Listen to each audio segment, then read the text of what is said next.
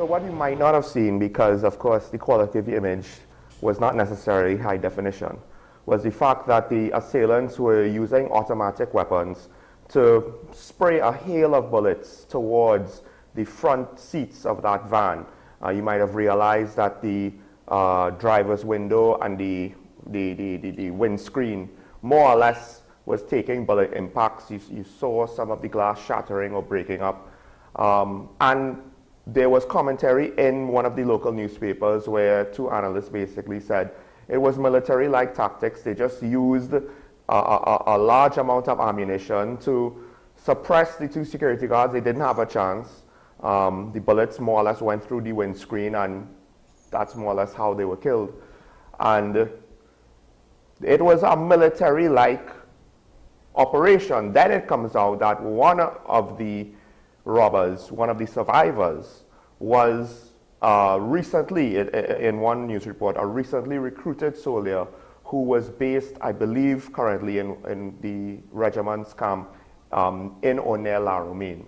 So, Karen, the video also showed there were other cars in the vicinity. I think one car was speeding away. It was next to the security van when the fire opened up.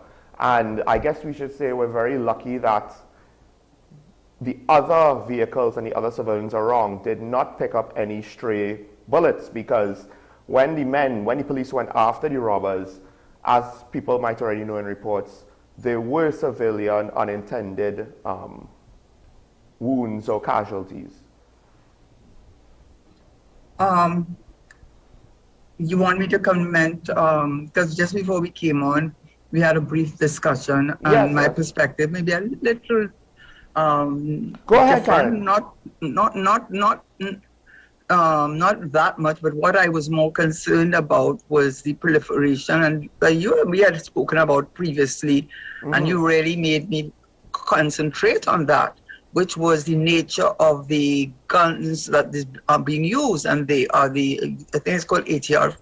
I don't know. Anyhow, the point is that they can spray at, a huge amount of ammunition, and anyone in its path will be impacted. Now, we did speak before we came on that the final, the end of that sequel of events ended up in a lady's home who had nothing to do with this.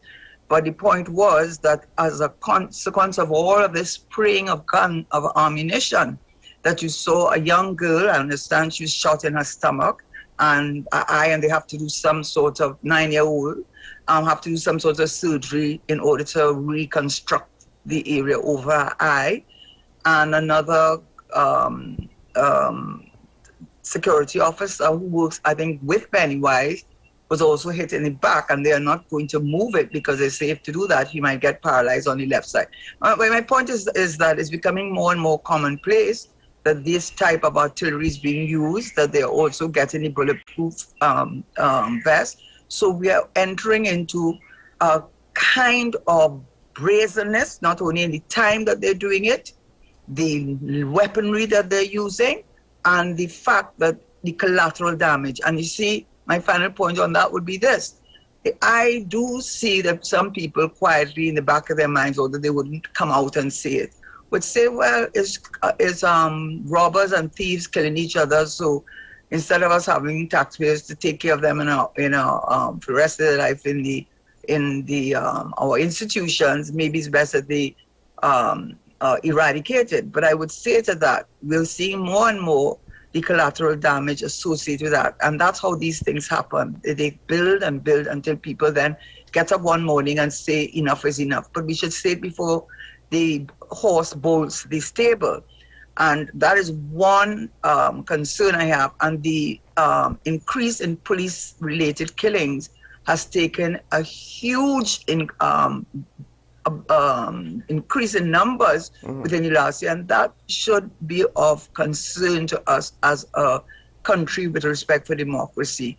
What I think the police should be more focusing on is getting prevention rather than trying to cure a problem that I suspect the intelligence may not be serving them well, or so it appears. Well, Keaton, I mean, we're seeing more high-powered weapons being used in violent acts. Violent acts where you get collateral damage. Even in the arrest well, not the arrest, even when the police confrontation of the 4 men where 4 of the robbers were killed, there were people who got hit by stray bullets or fragments in that incident. We don't know if it's stray bullets from the robbers' guns or the police's guns. We do know that the violence has these sorts of consequences. It's affecting innocent people. What do you feel now? Karen is saying, let's try to hit it at the source. You know, do you think that it's a viable option right now to stop the violence right now, since we have so much guns in already? Of course it's a viable option. There is never a later time or an earlier time to actually sort out the situation, especially from the source. And it was amazing that whilst we are not oblivious to the fact that criminals in Trinidad and Tobago are now at their hands, at their disposal, have such high-powered weapons. I mean, to witness such an incident taking place in daylight, it goes to show that no longer are criminals even afraid of any instance of whenever they carry it out. Some of them don't even wear face masks anymore, don't any sort of disguise. And apart from that, what's interesting is that no longer is there a sense of care for whoever gets hit by the bullet. They just simply open fire at whoever they're targeting, and once that individual is within range, who's ever in the vicinity, they're also getting hit by that as well. It is sad, to say the least, especially that a 9-year-old child has to face all innocent victims in this instance. But I go back to what I said a couple months ago, and to actually Karen's concluding point. What police intelligence? You know, is there intelligence gathering? Because I've been at a crime scene. I know what takes place after a homicide occurs, after a murder occurs. But what goes on beyond that? There are some in Trinidad who are expressing, I am so thrilled and happy that these 4 bandits were shot and killed. The other 2 should have also been shot and killed. Because that is the genuine feeling now across TNT, that these are individuals who are scum, who are actually decaying Trinidad and Tobago society. We have so many problems as is. Who cares about police shootings anymore? They're just happy that they're off the streets. And that's to tell you the level of frustration at which we're at. You can't look at me as a citizen. You can't look at me as a citizen and tell me we're doing all that we can. You can't look at me as the National Security Minister or the Commissioner of Police and say we're doing all that we can. Because quite frankly, I'm not seeing that being done at all. In another country, the Minister of National Security would be under fire. Yes. Up until this morning, he'd be under fire. Whether it be from colleagues opposing his political party or political affiliation, whether it be from the press, whether it be by the public, he would be under fire. He would be in the hot seat to actually resign. The acting commissioner of police would also be under fire. So all those things, bear in mind. There's so many distractions taking place. You're hearing from the Minister of Local Government because of the inclement weather. But where's the Minister of National Security?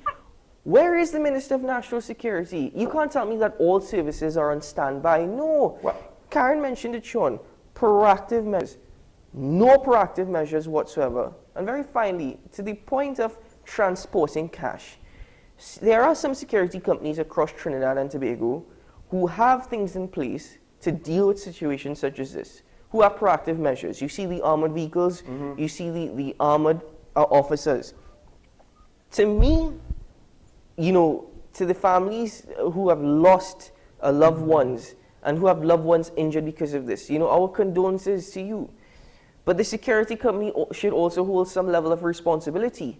You cannot be, in this day and age, what kind of security company are you to allow your officers to transport cash in a vehicle that any ordinary citizen is privy to? Keaton, can I just, before we, you know how we last time you told me, Karen, we don't have time, but I just want to say that is such an excellent point that you've made. And I want to say that I read that of the 400 murders, that probably was about 2 weeks ago, only 7 had been solved. Now, that came from the UNC, but the level of, and solving is really not solving until there's conviction. So that is adding to the brazenness. And finally, in St. Lucia, they had a similar issue arising a few years back when they called it extrajudicial killings, where they were wiping out those who were supposedly involved in the drug trade. And the backlash on that was tremendous. And it had political implications for the government, that too many of the killings, what you would call extrajudicial, and I think they came down on them from international organizations. So we have to be careful about that, the rate of detection, because it's so low, it is encouraging the brazenness and the collateral damage, and it is going to come home to bite us when persons who have absolutely nothing to do with that become sprayed with those bullets. Well, just to close, because we have to take a break, but one of the things is people who think, yes, let the police go after these criminals. We already saw in this instance, right, that gunfight where the 4 were killed had collateral damage of people getting hit by stray bullets. So that's, even if you want to say, yeah, go after the violent criminals, depending on the situation, some of these shootouts might happen in the vicinity of your homes or your roads where they have people who will be put at risk. So it's not so simple. The police will try not to shoot or to injure civilians, but the criminals definitely won't have that responsibility. And on top of that, accidents could happen. Another thing about the guns, these guns aren't coming in. I don't know who said it first in the national media, so forgive me, but these guns aren't coming in on a pirogue from Venezuela. These guns are coming in on planes and on ships through our legal ports of entry. We had on Talking Point, I think either Karen or Keita might have been in one of our first episodes, a National Geographic clip of American customs agents stopping guns from being on luggage that's on a plane to PR code. They identified our airport on an American TV show. And, well, yes, I agree. Where's the Minister of National Security? And yes, armored trucks. I know one analyst said an armored truck would not have made a difference. I think there are degrees to having an armored vehicle, and a traditional armored truck that carries cash, that would be a major deterrent that might have made a difference. But private businesses do have profit incentives, and it's not a problem until something wrong happens. And then all of a sudden they want to fix something. Similar to the government. But hey, what are you going to do? We have to take a break though. When we come back, I think we'll get into now the main political drama of the last week and a half. Karen wants to weigh in on this topic. It's actually quite odd that we haven't had her opinion on it yet. And of course, Keaton, I want to hear what you have to say about the last chapter. Stay tuned, this is Talking Point on WESN, your content capital.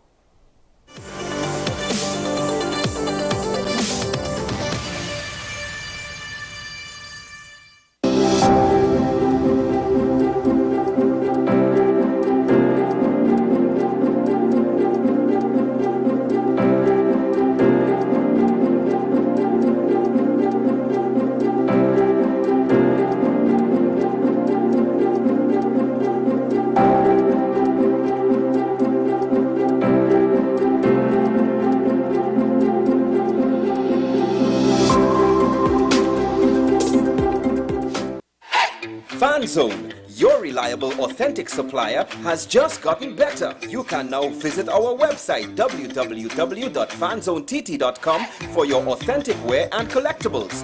The only place where you can use both your Visa debit and credit cards. Visit our website fanzonett.com to make your purchase today. The best laptops and tablets are at dbesttoys.com. Get a Gateway 14.1-inch Ultra Slim notebook or an HP 14-inch laptop at the best prices in TNT. Get the Fire 7 tablet for $474. You can also shop the latest Amazon Fire Sticks. Call now at 32-DBEST to order, or visit us in-store at Forces flagship MacBean. Shop online now at dbesttoys.com. Free delivery available throughout Trinidad and Tobago. Cash or links on delivery.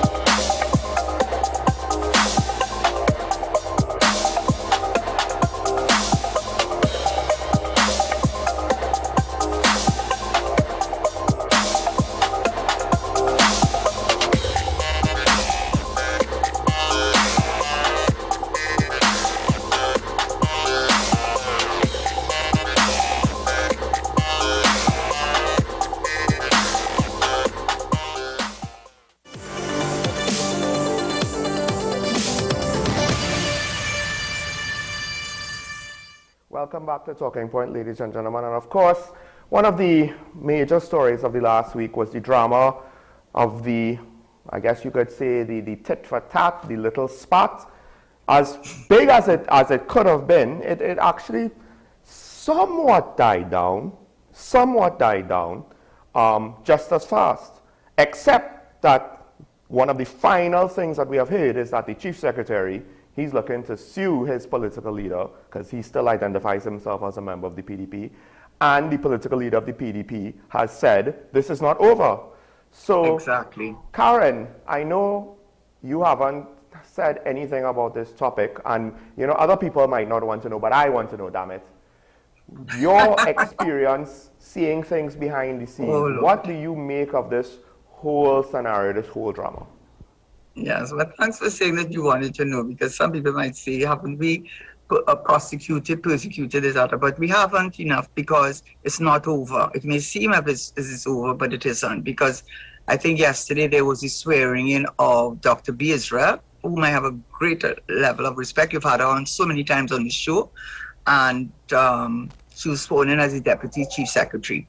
But I think why I felt it was important to raise the issue was because initially the opinions that were being given seemed to be so divergent that it seemed to me that there is something awry with the legislation itself, that one could not look to the legislation to find the answer. We had Mr. Reginald Dumas giving his opinion about who's elected and who's not elected. We've had the James brothers, one of them at least, giving his opinion, and a professor from the university. I'm sorry if it slips my mind, but he's very well respected and well renowned in the area of constitutional law. So there we go. So then what is the problem? What was one of the issues? Was that when I looked at the legislation, and certainly I think it's really is not over, there is a distinction between elected by the THA assemblymen who have been sworn in, and only until they are sworn in can they elect amongst themselves the Chief Secretary and Deputy Chief Secretary. That must be distinguished between the assemblymen who are elected under Section 5(1)(a) in an election or by-election. So if we have to make an analogy, you can be the assemblymen won their seat, so to speak, and they became equivalent of members of parliament.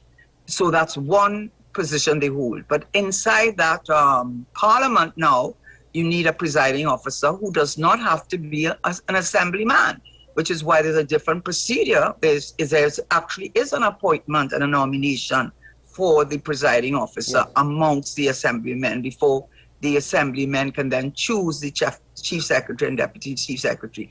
That presiding officer is equivalent to our Speaker of the House and a Deputy Speaker. And those positions are nominated or appointed positions, and they do not have to be an assemblyman.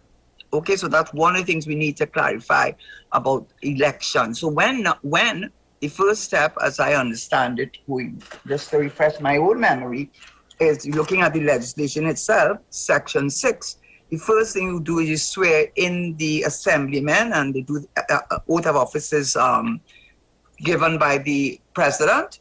And then next step will be the election of the assemblymen of the presiding officer. And again, the oath is administered by the president. And then step 3 is only when the presiding officer has been sworn in that the assemblymen, or like your MPs, shall elect amongst themselves a Chief Secretary and Deputy Chief Secretary, and then an oath is administered. And Section 13 is important because no one can assume his office, and either whether they're elected as an assemblyman or appointed as a councillor in the assembly until the oath of office has been administered. Now, which brings us to the point about I say maybe the lacuna in the law.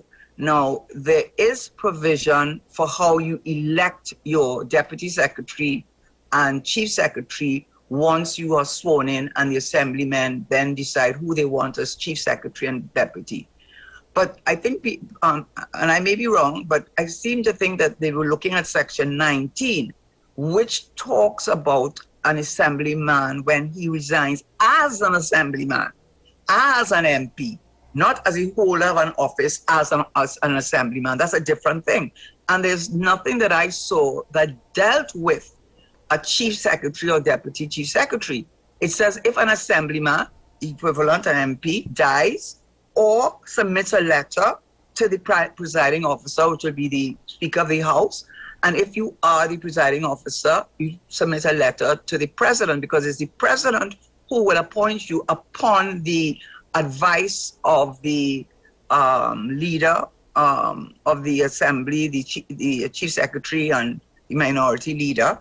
Then in the case of a presiding officer, you can have a no confidence motion moved. You can also revoke his appointment on the advice again of the chief secretary, whoever appointed you, whether it was the minority or the main or the majority leader.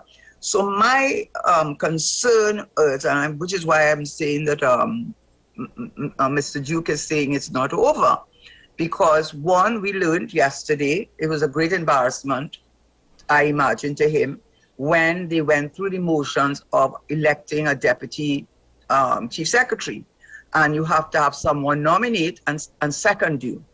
Well, he got a PNM minority, and then PNM minority leader to nominate as first, and then you have to have it seconded.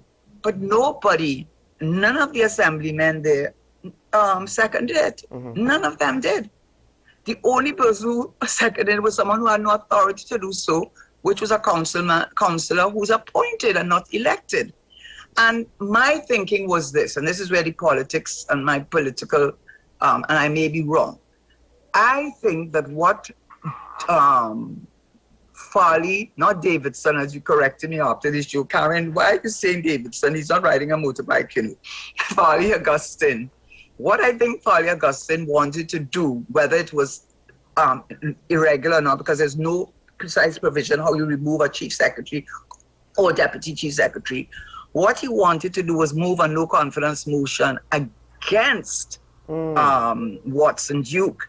And by doing so, he, I believe, felt that he would have gotten nearly every single assemblyman, I think all of them, to agree that he should be removed as deputy secretary. And that would be a huge blow politically to Watson Duke, because whether it was irregular, whether it's overturned, whatever it happens, the fait accompli, what would be established. If you think that I am the one that has Watson Duke there, if you think we won by 14-1 because of Watson Duke, I am letting you know in no uncertain terms, it is a combination, yes, of myself, Farley Augustine, who should keep himself humble if he wants to ride this out well, because he does not need to get arrogant or have hubris, because he will lose the battle with that attitude. And Dr. B. Israel, the same advice I'll give to her. It is what it said to, would say to the country and Trinidad and Tobago, is Watson Duke is out of favor with his own party. Mm-hmm. But they did not go that route. They went with a route that is not prescribed in the legislation, or at least I could not find it. And what they did is they went the route of elect and second, and he could not get a seconder. That is the important thing. He could not get a seconder among the assemblymen. So that in itself, to me, from a political standpoint, is very telling about how the country of Tobago, our nation, our sister nation, feels about Watson Duke. So I would say in conclusion on my contribution on that, that is why I think he's going to say that the election was illegal, null and void, because there was no provision for it, right? I think he may do that.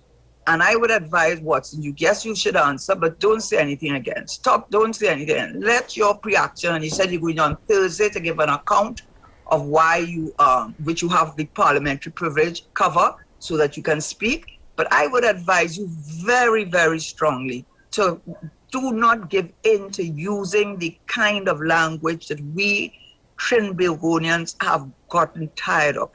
This is why I believe that, with all due respect to our Prime Minister, he has lost a lot of support, because people are tired of hearing the harsh language. So I would say be statesmanlike, say what you have to say, and let the process be decided in a court of law. That's what I would give him that advice. Do not be provoked. Do not be provoked into entering into a battle of the titans to show who is man. Yeah, who is man? Because you will be saying again to us that look at us. There's no difference between the two. Well, Keaton, you weren't here to see Kelvin Morris do the infamous nomination of Watson Duke for the post that he publicly resigned from. Whether technically and officially that's valid is potentially debatable, maybe put to bed by precedent set. But what do you make? Watson Duke said this is not over. Farley is suing him. You know, the PNM seems to try to stick their nose into the fight and then back down. What do you make of what comes next now for the PDP? Because reporters were asking if they're leaving. They didn't commit. That is, the other assemblyman didn't commit yet. Well, first of all, to Kelvin Morris, what were you thinking, man? The People's National Movement, for the most part, has remained silent over the last couple of weeks on this situation. In fact, when I spoke to Ansel Dennis, I think I said last week Friday, he mentioned that he's willing to speak, but only next week Monday, which will be the 26th of October. By that point in time, I'm just wondering if it even makes sense. So Kelvin Morris was just trying to, quite frankly, I don't know what he was trying to achieve. I think he was just trying to remain relevant, and I think he was just trying to remind people, listen, there's still a minority council. I think that's what he was trying to do, but whatever. In relation to Dr. Faith B. Israel, congratulations.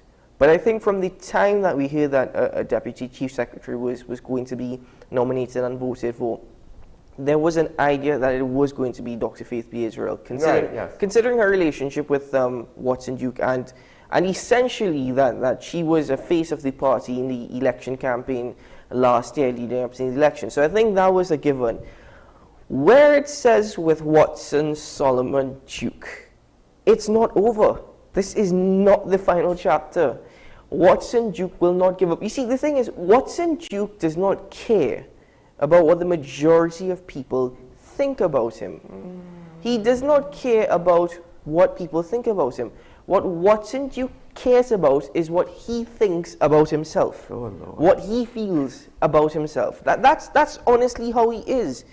And again, I say that this is no surprise to me. As Karen mentioned, he couldn't even get that second nomination. He got it from a council which is appointed. So what his party members think about him, there are some that support him. I would love to hear from Kessel Jackson now. I would really love to hear from Kessel Jackson now. What about the chairman? Sean Ned. Sean Ned has remained silent after his interview last week, Wednesday, with Tobago Channel 5. So he hasn't spoken much since then. And this is the thing. There are fractures within the Progressive Democratic Patriots. There is a split. There will be those who will side with Watson Solomon Duke. Not all of them will come public now because, quite frankly, they want to keep their position. So everybody's going to jump on the bandwagon of Farley Augustine. And, you know, as I said, what Watson Duke did here is that if Watson Duke was democratic in the sense that he wants to really sort things out, he wants to solve things out, he would have done that internally. He would have done that internally. He chose not to do that. Why? Because he's not getting his way. He's not in that position where he wants to be, where he has total control, and it seems as though he doesn't have that level of influence. The other part is, we still don't know what's going on with these Roxborough folk group. I spoke to a colleague in Tobago very recently who told me, I never even heard about this. I've been living in Tobago for how many years? I've never ever heard of this group. So but there are some rumors surrounding the visa applications of these individuals. So we could get into that another time. But those questions remain unanswered. Quite frankly, Watson Duke did a disservice to the PDP. Yes, he did a disservice to the people of Tobago after they overwhelmingly, even if it was by 3 votes in some areas, elected the PDP 14-1. He did a disservice not only to the people of Tobago, but more so to the Progressive Democratic Patriots. And the PDP is lucky that they have at least 3 years to try and sort this out before next THA election. However, it is now up to those who are there, Faith Be Israel, Farley Augustine, all those assemblymen, to try and work for the people of Tobago, because that's the best public relations. The best public relations is forgetting about this and doing the work of the people. Keaton, quick, because we don't have much time. So very fast, if you have to one-word answer. The current assemblymen outside of Watson Duke that are in the PDP, by the next THA election, are they still PDP or are they something new? I think they'll still be PDP. So that means Watson Duke, will he still be PDP or will he be out by then? For that scenario to occur. In this instance, Watson Duke reminds me of Trump. He will always be a PDP, but he will try and formulate another entity for himself. He will claim to always be PDP, but listen, Farley may sever ties with the PDP. If Farley severs ties with the PDP, I would not be entirely surprised if the assemblymen do the same. Because you have to question now whether or not being under the umbrella of the PDP really, really makes sense for Farley Augustine and the rest of the assemblymen, or whether or not they should go on their own. That, I think, is the thing I am most curious about, and I'm waiting to see. But unfortunately, because both parties involved, maybe the lawsuit might push things along, maybe Duke might go off the rails again like he did last week. Until something happens, we might end up having to wait for either the first PDP internal elections or the first THA elections from now. But we have to stick a pin on that. Sean, can I just say one thing? And you all don't have me. It has to be like 10 seconds. Okay, very quickly. Yes, I'm going down on Watson Duke and how he reacted, but also his initial response from Farley Augustine was not very diplomatic or very statesmanlike. He himself should have done, as a lot of people said, he should have called Watson Duke aside, had a meeting with him, and then come and make out a statement. But he himself responded badly. So I hope you learned a lesson from that. Yes. Is that 10 seconds? Yes, Karen. I will say, though, I think after that initial mistake, he accounted himself better than his, he got some advice. That's what he got. Internal rival. But, folks, we have to end that there. Hopefully, things don't devolve into something truly ugly. But until then, let's take a pin in this conversation. When we come back, we're going to go to a bit more regional topic, maybe with regards to our economic fortunes, but from a different slant than we have in recent weeks. Stay tuned to Talking Point. Karen Shera, Keaton Shah, Sean Michael Small. We'll be right back.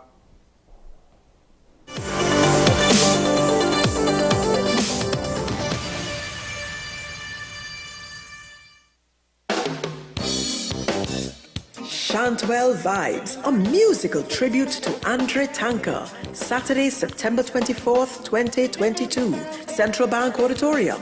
Showtime, 7:30 p.m. Featuring 3 Canal, Mavis John, Ataclan, Empress Ajay, Stacy Sobers, and panist Natasha Joseph. Tickets, $300. Available at Crosby's Music Center, St. James. Extra Foods, Arima, Grand Bazaar, and Endeavour. Online at Island E-Tickets. Committee members at 678-2843 or 482-3111. Central Bank box office on the day of the event. Mart's Liquor Palace, Diego Martin Main Road, La Puerta. A musical tribute to Andre Tanker. Saturday, September 24th, 2022. Central Bank Auditorium. Showtime, 7:30 p.m.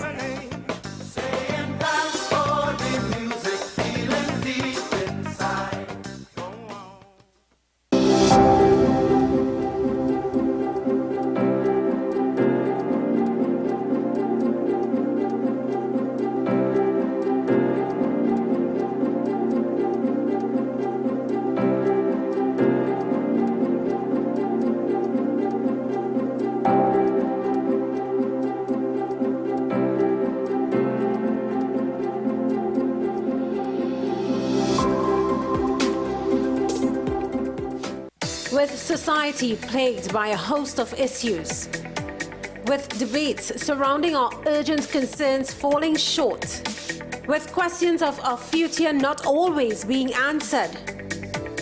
The conversation continues. Join me, Kemuel Pascal, as the voice of the youth comes to life. We will confront the controversial topics of today's world to gain answers that are key for a better tomorrow. One and One with me, Kemuel Pascal. Wednesdays at 10 a.m. Only on WESN, Content Capital.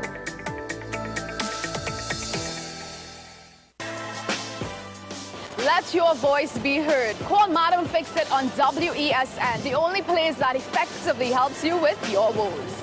Having problems getting onto government agencies, water woes, NIS and pension problems, potholes, and much, much more. Call me, Madam Fix It, every Monday, Wednesday, and Friday, right here on WESN. Let me fix it for you. Is it politics? What is it? Is it that nobody cares about sports? The kind of support that sport used to get in the past is no longer here. The thing is, taking a knee doesn't mean that that's the only thing you're doing now, Andy. Right. Taking a knee along with other stuff. Samantha, what are you looking forward to when you return home to Trinidad and Tobago after winning the title? Thank you very much for speaking it into existence. Is there no pressure on Nicholas Ball? It makes me more motivated to work hard and to go out there and rep the red, white and black. Why are we sending a team to the Winter Olympics? There are a number of Trinbagonians who are in the diaspora and have grown up in winter sport. It's an opportunity that the Trinidad and Tobago Olympic Committee will not close the door on. I also believe in the players that we have. Once you can motivate the players, you can get the best out of them.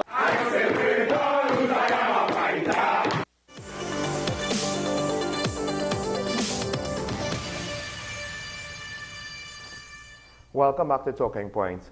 Well, as you know, the economy is a major topic of conversation on this show, and we've spoken about it from multiple angles. One of the angles we might not have necessarily have touched on is with regards to our relationship with our financial institutions and the financial institutions of the rest of the world, and that interaction, that channel of doing business or the means of transferring funds, and what it means for our ability to develop our economy and continue to do business with the global village, or whatever remains of it after the last 3 years. Now, some of you might have seen that the Prime Minister of Barbados went to the United States to give a speech, an impassionate plea, with regards to the usage of the FACTA, the Fair and Accurate Credit Transaction Act, which, among other things, is supposed to prevent things like identity theft for Americans, but I believe also might be leveraged, or as well as potentially other legal or other laws might be used to leverage with regards to financing of terrorism or other illegal acts that American authorities want to hunt down. And those of us in the Caribbean, Mayor Motley's plea basically was that while you might be looking at some of our institutions and seeing activity you want to flag as suspicious, you do a lot of your investigations in the rest of the world, and you don't necessarily inflict the same penalties that you might inflict upon us. Where is the fairness? So we want to talk about that here today, because our Prime Minister, he also went. Our banks, our financial institutions aren't just important to us, but they also have ownership of institutions across the region. We're interconnected, and the prosperity of one is the prosperity of all. Particularly in this case, we are directly linked. So Karen, it's a complicated situation. It's not so clear-cut as you were saying when we were discussing it. What do you make of it with regards to Mayor Motley's plea, you know, us moving forward? Do you even see if the Americans might figure out a way to rectify our concerns? I think we should start perhaps with giving what exactly is involved when we talk about when you talk about these large international banks wanting to take a de-risking approach, meaning to lessen the risk of doing business. And that is where you have a local bank such as ours. Many of our banks are locally owned, and in fact, they have gone up the islands, which is why Mayor Motley would have said that it doesn't just affect one or two jurisdictions. She said even in Barbados, we have the so-called, local as opposed to international banks presence in Barbados and all of the islands. Scotiabank has almost come out of business in the OECS countries. And so what you're really talking about is the locally grown, so to speak, banks that are doing business of the islands. And what the risking really talks about is the corresponding bank relationship. That is our relationship, our business relationship with the international banks, global banks that provide us services. Now, what are these services they provide? So you can understand how important their part is. They provide, for example, they clear checks, they cash our checks, the international wire servicing, credit card settlements, a big part of it. And then we have the services of places like Western Union, PayPal, and MoneyGram, which people use as ways of moving money from from local jurisdictions to United States or the other way around. And a big part of it, not for Trinidad so much, and I think it's definitely not much for Guyana anymore. But when you look at a country's GDP's gross domestic product, the value of it in a year, you will find that in many, many countries, Jamaica, Suriname, Antigua, St. Vincent, a large percentage of what they call their gross domestic product as remittances coming from families living in the States, living in Canada, living in England, sending money home through the MoneyGram or different facilities. And what Mia Motley was speaking to, well, one, I think it's a chicken and egg situation. They're saying the reason why the international banks have much more stringent requirements placed on them in doing business with banks in not only Caribbean, but Trinidad and Tobago was definitely cited as one of the countries, is that it's so much, it costs them more, the administration cost. It's not worth it to them. It's not worth it to them. And in fact, a study done in 2017, I think by the IMF, said of 21 of 23 banks, 12 lost one correspondent bank relationship for that very same reason. So what the CARICOM and regional organizations are seeing in response, it is a bit of hypocrisy. The hypocrisy being that you are saying that the reason why you are putting a higher level of compliance and more rules and more administrative requirements, which means more cost to the international banks, that's saying, look, it's really not worth it, our time to do all of that, is because you are saying there's so much money laundering and terrorist financing in these jurisdictions. Now, they may not be able to give you the evidence of anybody being arrested. We are a sovereign state, but certainly they're not going to come to those conclusions just like that. And up to now, the European Union has us blacklisted as one of 12 countries that they would tell banks not to do business with us.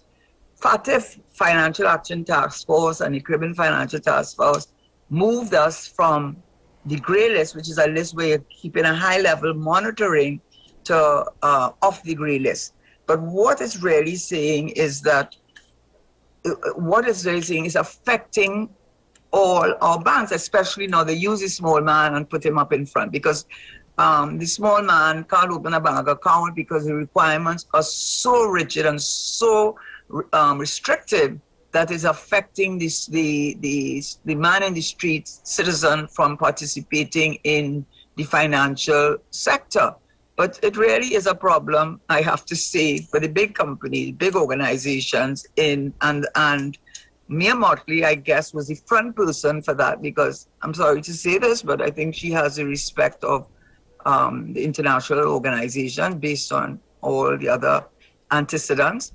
And Dr. Rowley was there in a backseat with his Minister of Energy, but she really delivered this speech on behalf of the Caribbean countries.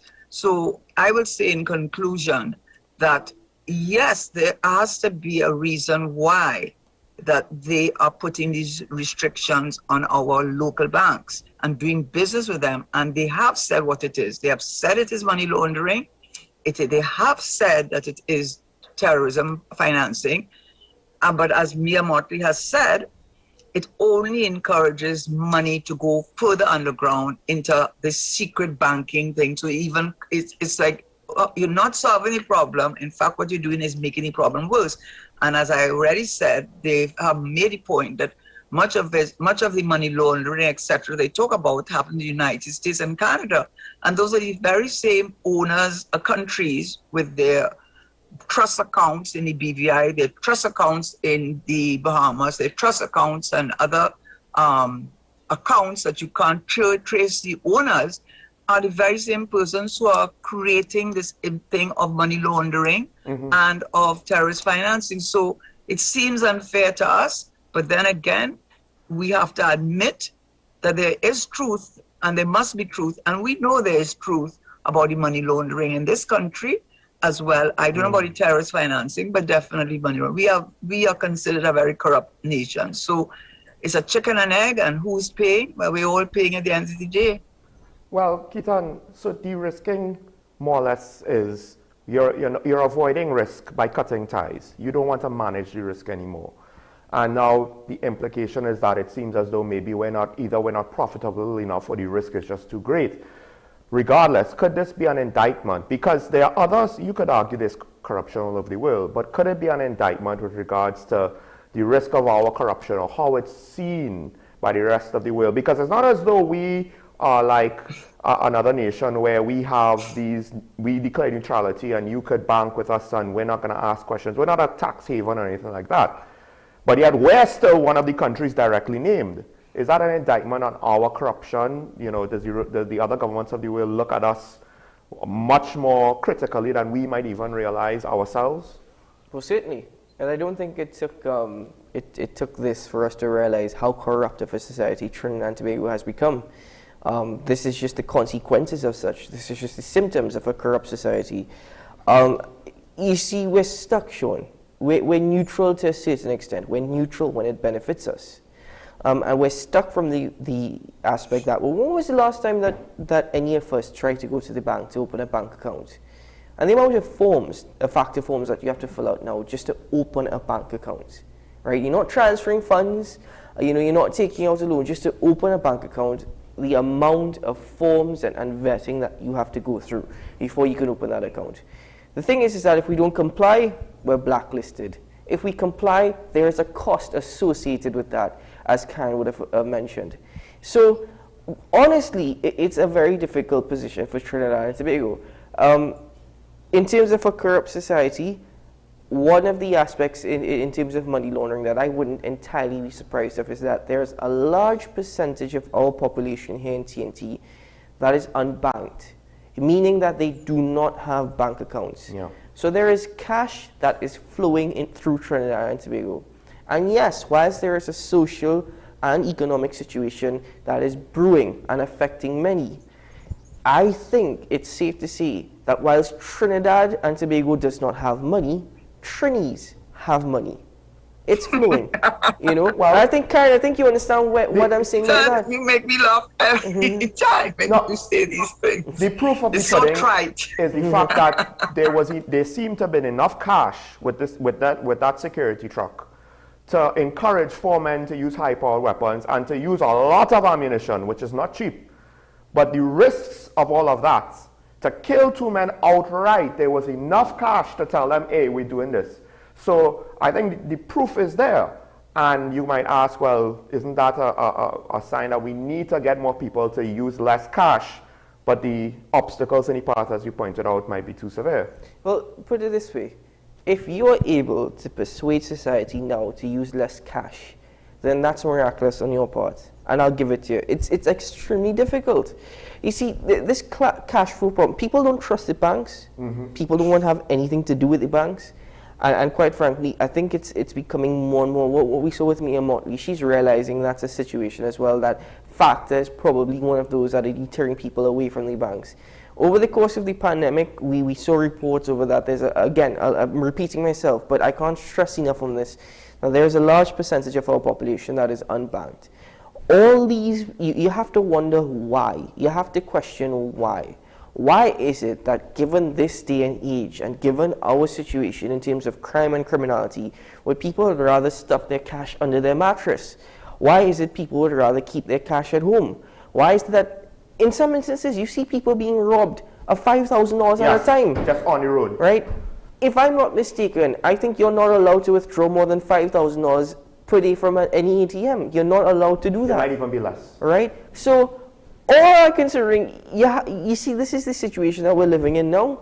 And if you try and talk people into going into the bank, put your money there, it'll be safer there, you'll get interest from it. People are like, what?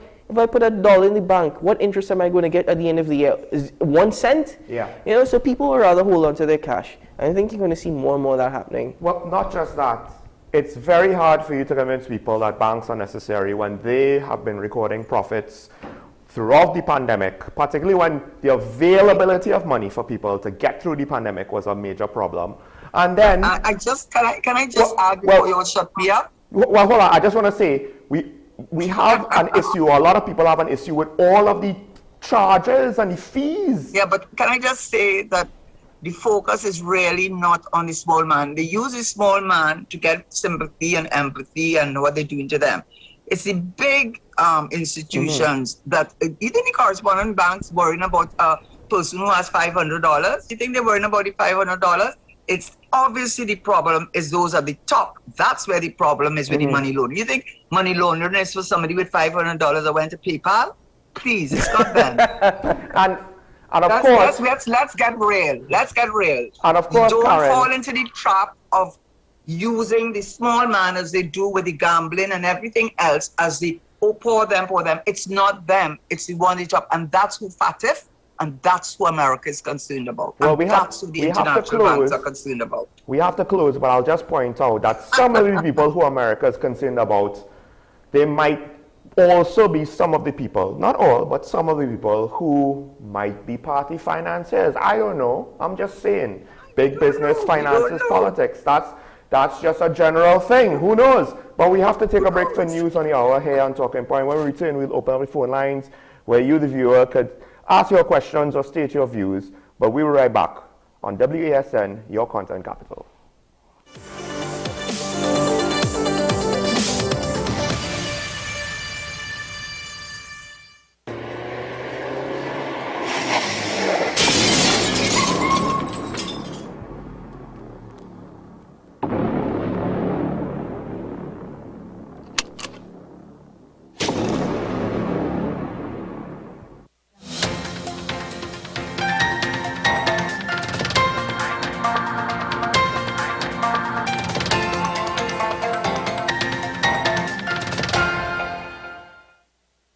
Here's your WESN News on the Hour. I am Denise St. Clair. Thanks for joining us. Here are the headlines. State Police Association calls for safety of security officers to be addressed. Acting Top Cop confirms 2 suspects in custody. Adverse weather alert in effect until Thursday night. And internationally, U.S. charges dozens with $250 million pandemic relief fraud. Now for the details. The State Police Association is calling for more attention to be paid to the safety and security of security officers. This comes following the murder of 2 officers of Allied Security Services who were transporting money from Pennywise Plaza in La Romaine in an unarmored vehicle. 6 bandits shut up the car as it was leaving the compound with a large sum of cash. I'm asking for the government to put things in place, laws in place, for these security firms to have proper vehicles and safety equipment for all estate constables. Meanwhile, families of the deceased security guards are reeling from the effects of the untimely deaths. Speaking on behalf of the families, members of the State Police Association explained the extent of the loss as they pleaded with the security firm to address these concerns. Mr. Peters has 2 little kids. Mr. Stewart has a daughter and a son, his mother at home. So we have family members who are grieving this morning together with us. So let us get that out there first. Let Allied Security understand that we are grieving this morning. We are not out here to play, we are not out here to fight, we are grieving. Well, 2 suspects are assisting with the investigation into the foiled robbery which took place on Monday. Acting Commissioner of Police McDonald Jacob says body cam footage also formed a critical part of the investigations. What we are happy about in this instance, we have a lot of footage, not just from the CCTV cameras on the grid that run through Southern Division, but also from the body cams. Moving on now, an adverse weather alert number 1 yellow level remains in effect for Trinidad and Tobago. The alert came into effect from 5 this morning and is expected to continue until 8 p.m. on Thursday. Showers and isolated thunderstorms, at times heavy, are expected from this morning over oceanic waters and extending across Trinidad and Tobago. This activity is associated with an active tropical wave with potential for development over the next few days. Impacts can include larger than normal waves in both open waters and in the Gulf of Paria. In international news now, U.S. prosecutors have charged 47 people in the largest COVID relief fraud scheme alleged to date. The suspects are accused of stealing $250 million from a government aid program that was supposed to feed children in need during the pandemic. They allegedly spent the spoils on properties, cars, and luxury goods. A Minnesota non-profit organization, Feeding Our Future, is accused of orchestrating the plot. Founder Amy Buck denies any wrongdoing. Well, that was your news to the hour on WESN. I am Denise St. Clair. Thanks for watching.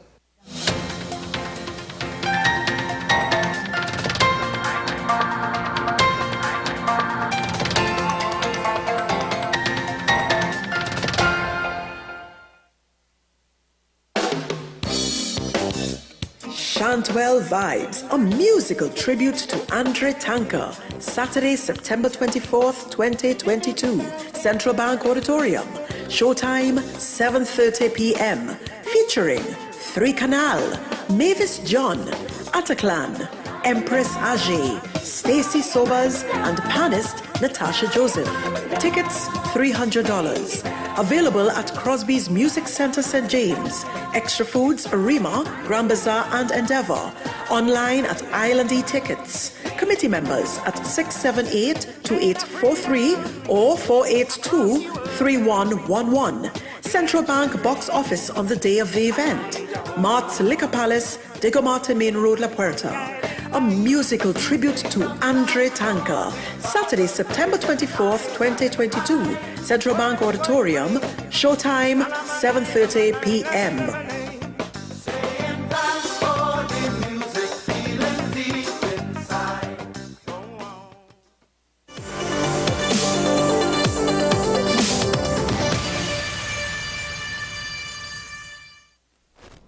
Welcome back to Talking Point. And if you have not seen the episode, if you're joining us late, we were speaking at the top of the show about the situation that happened with the robbery in La Romaine and the level of violence, not just with that situation, but with situations even preceding, where now we're seeing more usage of high-powered rifles with less consideration for people that are not connected to the criminal underground. So the whole excuse of it's gang violence, gang members killing gang members, and we should just, be happy that the pests are killing themselves. No. That the police are killing killing violent criminals. No. Innocent civilians are getting caught up in the crossfire. Somebody needs to put out an APB on the Minister of National Security because we can't seem to find him when we have an emergency. Keaton, I don't know if you have anything else you want to add? Yes. No. No, but I was just... essentially, as we were discussing off air, my Minister of National Security, your Minister of National Security, Karen's Minister of National Security, you're right. We don't know where he is, and if he'd like to inform us, he should, light a flare up in the air, and hopefully we can send a search and rescue party to find him. Because, to be very honest with you, I think, and I think you would agree with me when I say this, that with Fitzgerald Hines as Minister of National Security, it makes more sense to save a monthly salary and taxpayers' dollars through benefits and all the luxuries of being a minister, quite frankly, save that money and have no Minister of National Security at all. People might say, well, Keaton, you don't know to the extent that he has to work, he has to attend these meetings. Okay, he attends these meetings, he says the loveliest of things. You've heard him on television before. There are instances where you see him falling asleep, and no minister's job is easy. But quite frankly, you can't put the Prime Minister of Trinidad and Tobago as Minister of National Security because he himself is not here many other times. You know, it's just best you don't have a Minister of National Security. My only thing is, yes, it's not just a situation with Hines. And I think if we want to be serious now, we haven't really seen any sort of leadership with regards to the crime situation outside of the one controversial, semi-controversial, depending on if you support him or not, or the one popular name of Gary Griffith. That's basically the only person that has been able to look good out of a leadership position with regards to crime. Everybody else kind of just looks average or worse. Even the Minister of Everything only looked yay good, which is not, he didn't really accomplish much of anything in that position. So who knows what that solution is with regards to leadership. But let's open up the phone lines. I don't know if Karen wants to, but we need to open I the just phone wanted lines. to say this. Maybe I am infected or we have a level of cynicism with regard to political appointments. Sometimes you put someone there because they know to stay quiet, don't give trouble, and don't try to. So they serve a purpose, serve a purpose within the cabinet that you may not recognize, but may be very highly regarded and applauded by the Prime Minister for reasons that are not clear to us.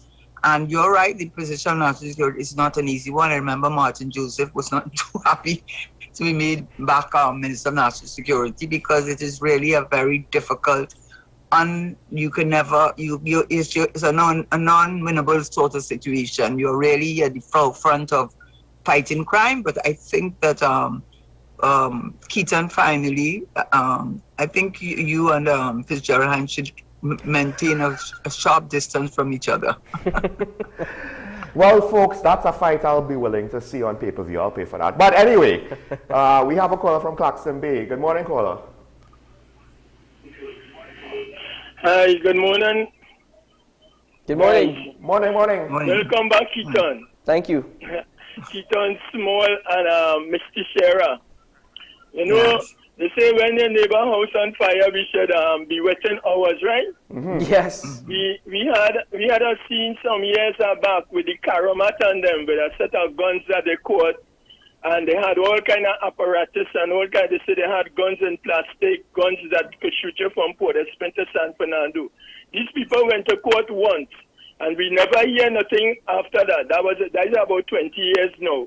Then we having guns in containers, warehouses, all kind of things. Somebody is paying somebody to protect them because when they get the guns, we doesn't hear nothing. Who own the container? Who own the warehouses? Nothing at all. We are hearing nothing. But the time is coming where these same guns is going to come back and shoot the same people who've been protecting the same people who are allowing them to bring the guns.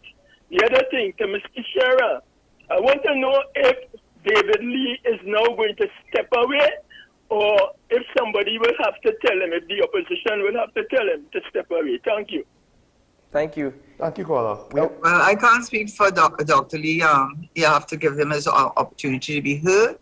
And if we're going to use that yardstick, maybe there are a lot of ministers who should not be there.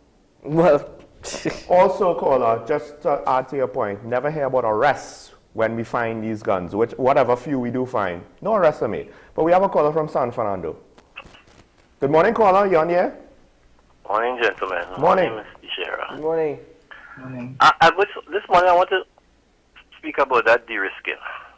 You know, in my opinion, that is a tool that the U.S. trying to use to have some control over how things happen in the Caribbean. Because if you look at us as CARICOM, you realize we are a very small but very independent set of people in the political space. If you look at how CARICOM operates, how they have, how they vote in the UN and that sort of thing. This is not something that you have to look at in isolation. They have done this before, because what they're doing is putting pressure on the banks. The banks deciding to pull out, and we are the ones that they're trying to squeeze. they're not trying to de-risk Colombia. They're not trying to de-risk Mexico. Those are those big drug-dealing nations that have lots of US dollars up and down the place. They're not trying to do that to them. They're trying to do that to us. They have done it before in the petroleum sector. You realize, if you look in the Caribbean, a lot of the petroleum companies had pulled out. What they didn't expect to happen was the French came in, the Canadians came in. So the two big marketing companies within the Caribbean now is French and Canadian, and that will continue to happen. We will find a way through this de-risking issue because other banks will step in, or just like how they have pulled out. You remember Barclays pulled out, and all those people pulled out, and what happened? So we will find a way through this, but it is a shame on the U.S. government what they're trying to do to us to try and control us. Thank you.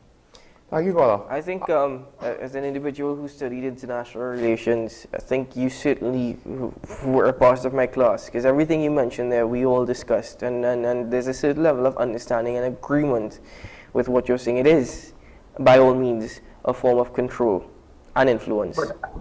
But I will say that perhaps one of the reasons why they go after the Caribbean countries because they're low-hanging fruits. It's much easier to send your message and control a small group with a few banks than it is to go after a huge operation, which is, I'm not disagreeing with what you said, by the way. I'm just looking at it from a political perspective. And I do think there must be something in the money laundering. So whether we big or small, if we do have that problem, we need to deal with it as us little island of 1.4, less than 1.4 people, whatever America or Canada thinks of us. We have to know that this is a problem for us, and we need to deal with it also. We have a call on the line from Diego Martin. Good morning, caller. Gentlemen. Good morning. Morning. I just wanted to comment concerning the Tobago situation. I think Mr. Augustine has to form his own party eventually, because, well, I don't know if it's correct or not, but I heard Boston saying the PEP belongs to him and probably that's a symbol. So I don't know if party will be able to use back that symbol or what. But I think he has the people on his side, so I think he will get the majority if, in any case. So I just hope that they work out their problems and whatnot. And that strange thing with this de-risking business. I remember when I was a young man, I opened my account in CIBC, at the Canadian Imperial Bank of Commerce, at the age of 16 years. I opened $800. And there was no problem. You go in, you put a small piece of paper, you make a deposit. But that time they were all owned by foreigners. So they continue to use people all the time. They use people to make a base of clientele. And then now that they don't want to be here anymore, some are pulling out and even the local banks. And they want to de-risk everybody and cause problems. But I hope that everything works out and this country goes forward, because, boy, I tell you, the state of this country is so terrible that I don't know how people are going to get investors to come here. Yeah. So you people have a good morning, and thanks for taking my call. Thank you, caller. Thank you very much, caller. Good hearing from you. We have another caller from Chaguanas. Hello? Hi, good morning. Hello. Good morning. Gentlemen. Good morning, Professor. Yesterday you said that there was nothing wrong with taking a side. Public officials are not supposed to take a side. They're supposed to go behind the truth of what is proper. And then you talk about the bureaucracy and said the system is designed not to work. That is not so. I have explained to you before, a bureaucracy is a complicated organization, and there are methods to manage them, and that at Independence we had one of the best methods to manage a bureaucracy. Our politicians, especially the ministers and prime ministers, have destroyed it. The paper trail don't exist again, right, which is one of the fundamentals. Of course, you know the main one, annual administrative reports. And then you talk about lazy public servants. If they are lazy public servants, it's the politicians' fault. There is a procedure for checking on public servants. When I was in public service, you had an attendance register. And if you came late more than a certain amount of days, you reported to the permanent secretary. They have gotten rid of all those things. Who gets rid of it? You think a public servant could get rid of it? It has to be the Prime Minister. Any gentleman? Any questions to the gentleman? Well, as usual, you wait till I hang up. Professor, I will only disagree with your last point in the sense of the politicians did it because it was popular with the public servants, because the voting public or their supporters wanted it so. And I just also like to say that I see the Prime Minister and ministers as public servants. And So, when they did that, they lose the next election. That was called popular with the public. yeah. But thank you very much, Professor. Thank you, Professor. Have a good day. We have a caller on the line with us from Pitty Valley. Good morning, caller. Good morning, Sean, Keaton, and Miss Karen Nunez. Do my ears deceive me? I want to speak about the incident of the robbery. Yes. I think Karen and Keaton, I think even Sean, you all spoke about the intelligence about the police. I want to slightly disagree with the intelligence. With all the intelligence in the world, sometimes, let me give an example. We think America have great intelligence, right? Could they stop 9/11? Could they stop the Boston bombing? So my point is just, sometimes you cannot know everything that somebody in planning to say the police need intelligence. Yes, they do, but you cannot know everything.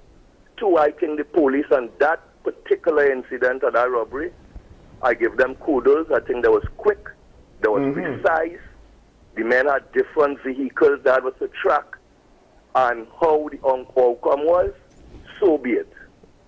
So my point with intelligence, yes, but you cannot know everything someone is planning. That's just my point this morning, and nice talking to you all again after a while, and that's my contribution. Thank you for calling. Thank you, caller. Good to hear from you. Yes, with regards to 9/11, I believe that there was an idea that something would happen, but you don't just need intelligence, then you need to now have leadership that's willing to act on the intelligence. And sometimes, if the risk of the intelligence being wrong causes authorities to fail to act. So it's even more complicated than just finding intelligence.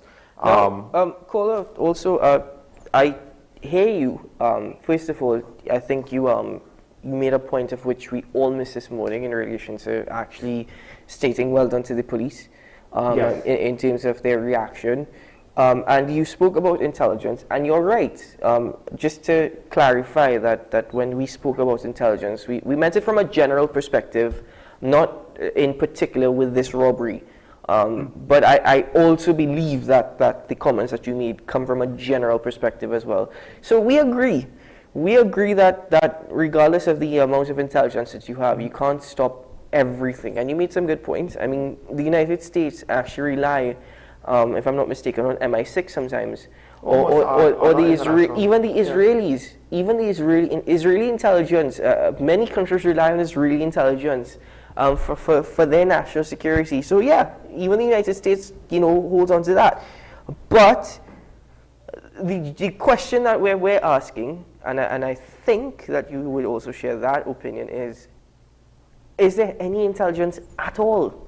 Does any of it exist at all? Is there any proactive policing or policing measures that exist at all? We have a caller, but proactive policing, that's the deterrence. And I think, to me, it's more important to say criminals are willing to use a level of violence that we might not have seen before. As much as we've seen violence before, this, if you're not aware, I think is another level up.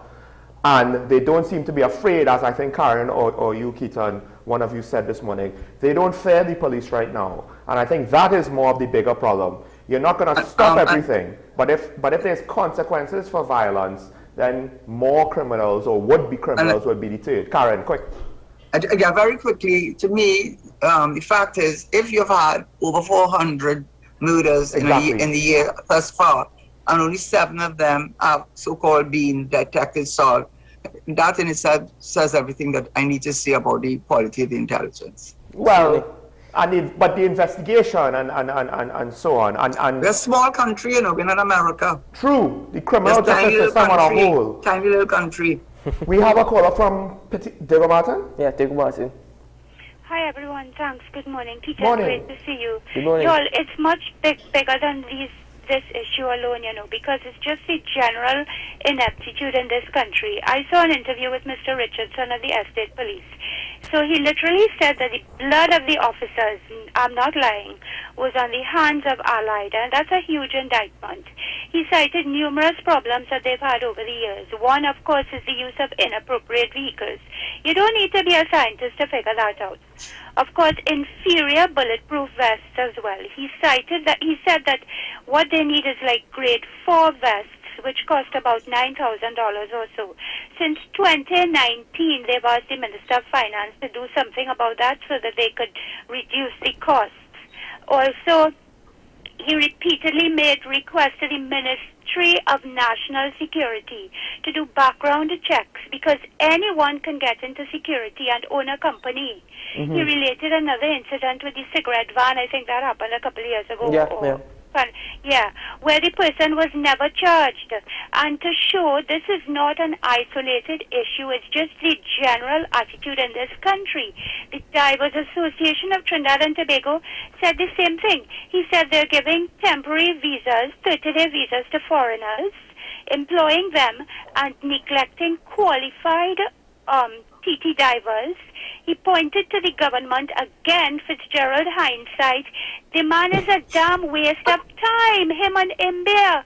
We are just spiraling into an abyss of failure. Or we were already there. Mm-hmm. Thanks. Bye. Thank you, Paula. Very much, Paula. He got something on you with that one. Folks, that's the last call. Hindsight. Yes, hindsight. Folks, that's the last call for the day. I want to thank all of our callers. Guys, what do you make of our last caller's statements? I know, I mean, she always brings the light humor, but with serious points. No, the caller was absolutely on point. Everything that we're witnessing is systematic. Everything that we're witnessing is actually left that way. In relation to the vest, anybody could see that vehicle should not have been in place. And I think she's right. Anybody could become a security officer. I've seen security officers, and I question.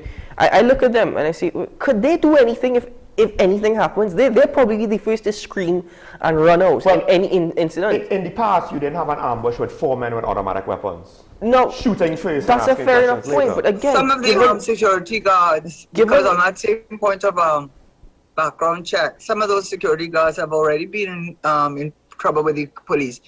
She made excellent points, as she always does. And I think she is very much fact-based, and I'm sure if we gave her an opportunity, she could have given us even more examples. But just shows that there's a lot of talk and little action, which is what we've been suffering from in this country. Very much so. And I agree with that because the caller made a point about the van, which I had made earlier as well. Mm-hmm. Even if they had armored vehicles, one individual was stating that the type of bullets that were used would have still penetrated armored vehicles. But then you mentioned it, Sean, it's still a bigger deterrent. No, it's still a bigger deterrent. But I assume he was talking about a similar van, just armored, not an armored truck. As I said, that level of vehicle, I think, to a certain extent, Allied holds responsibility in this matter to put their officers in that situation, because you never know what's going to happen. I think that's been repeated on this program this morning.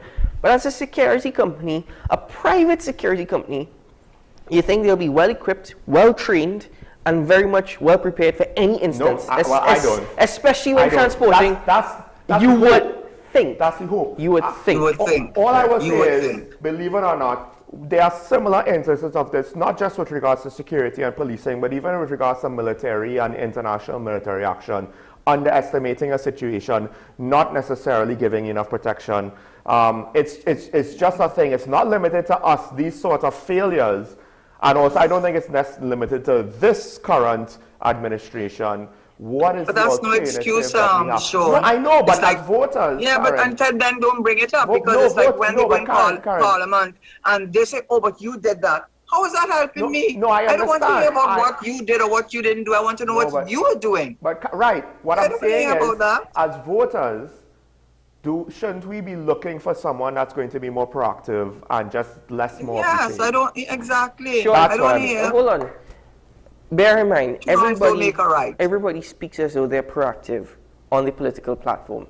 Just bear that in mind. That is Everybody comes true. across as though they're proactive. Well, folks, we have to end it here. We could probably go on for at least another hour, but you know these two, they never be quiet.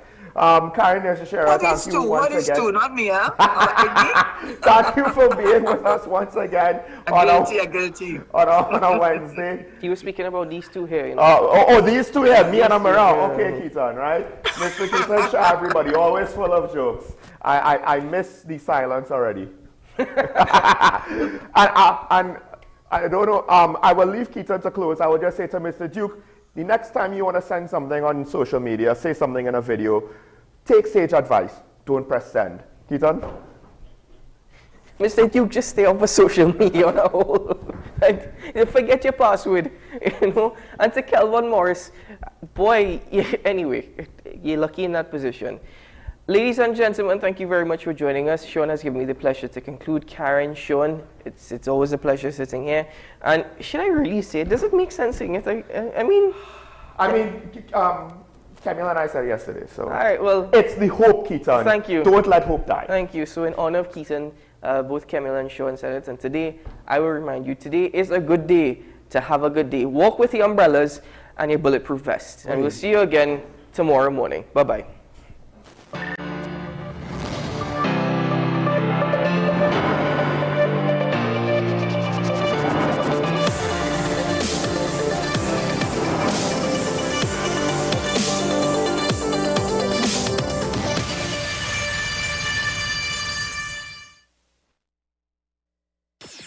WESN.